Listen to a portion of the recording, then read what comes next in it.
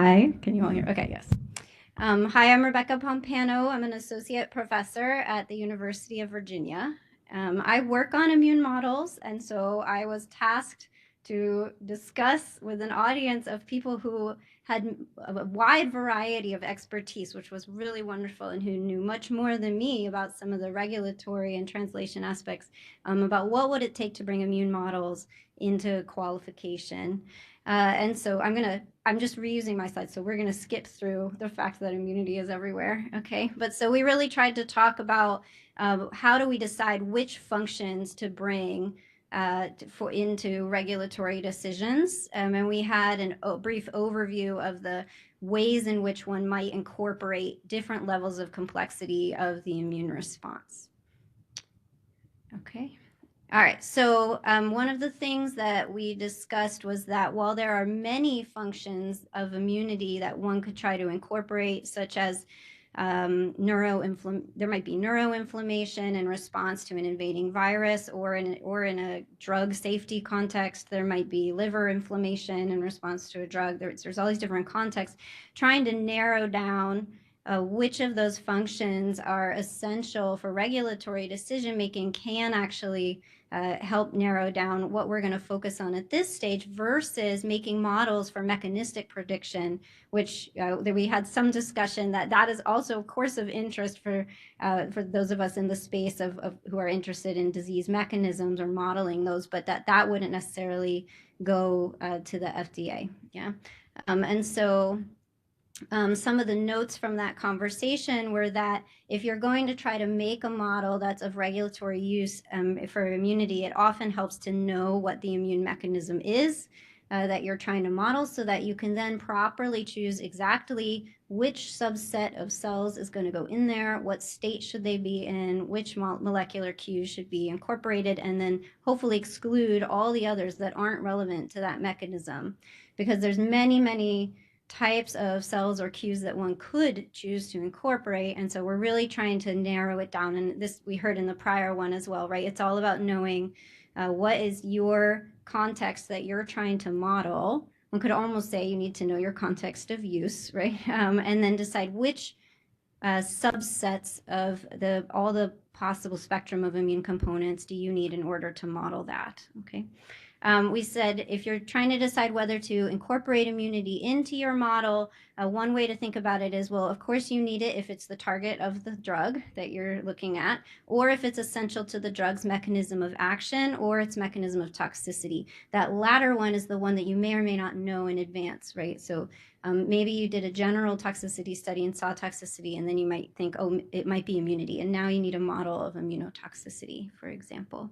Another reason that you might need to include some types of immune cells is if they fundamentally impact the cells around them, even in a way that is you aren't necessarily trying to assess immune function, but to make a proper tissue microenvironment, you need this. And so a case was made maybe that microglia in the brain might qualify in this manner.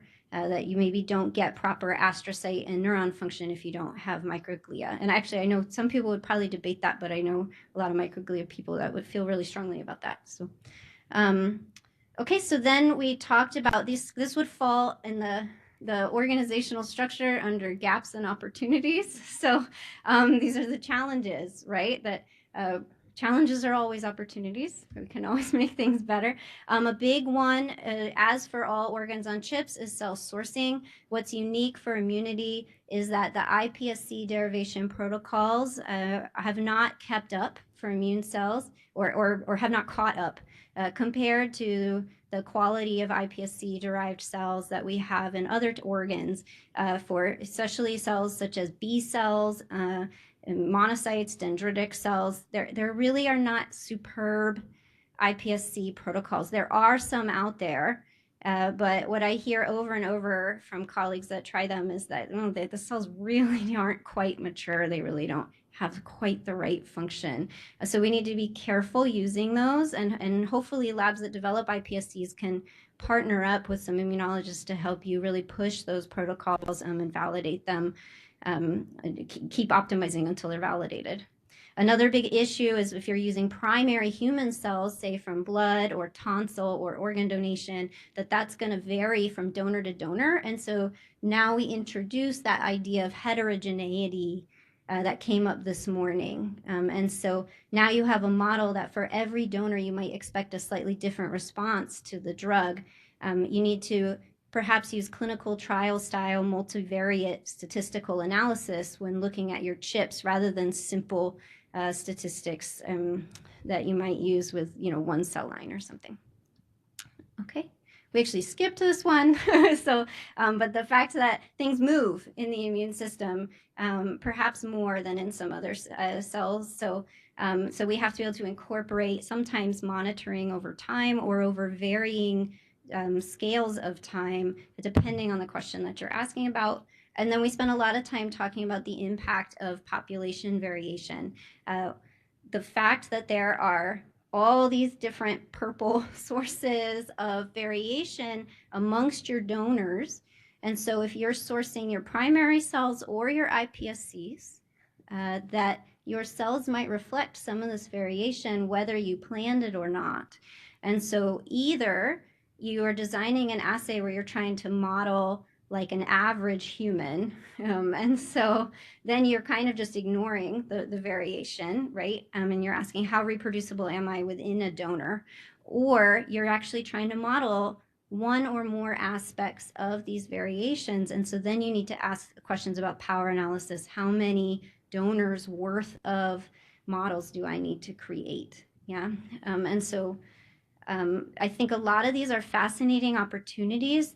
Some have been incorporated into NAMs to some extent, like sex differences and age, and others have really not been. One that we talked about was HLA diversity and the fact that if you incorporate T cells in with any cell that came from a different donor than that T cell, unless you're very lucky by chance, then you probably don't have an HLA matched system. What that means is that eventually your T cells will kill the other cells. Some cell types are more susceptible to this than others. Endothelial cells, anecdotally, appear to be quite sensitive to this. And so it's something to think about if you're trying to circulate T cells through an organ-on-chip system. Okay, let's see.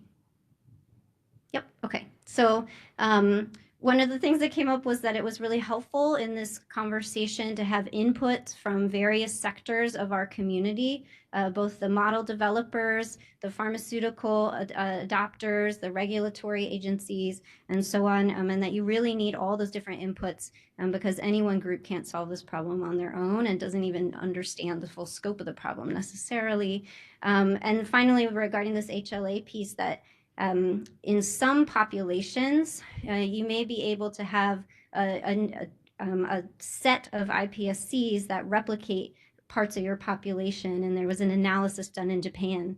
Apparently, we were told about how many iPSC lines would it take to replicate that population.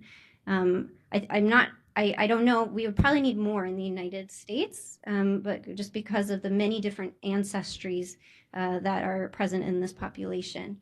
But so that could be an opportunity as well.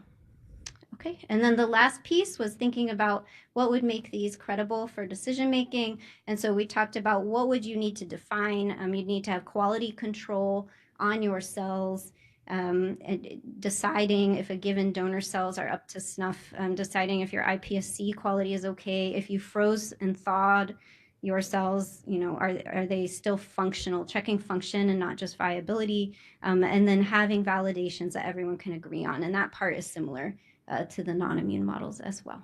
So I'm going to wrap up there. Thank you.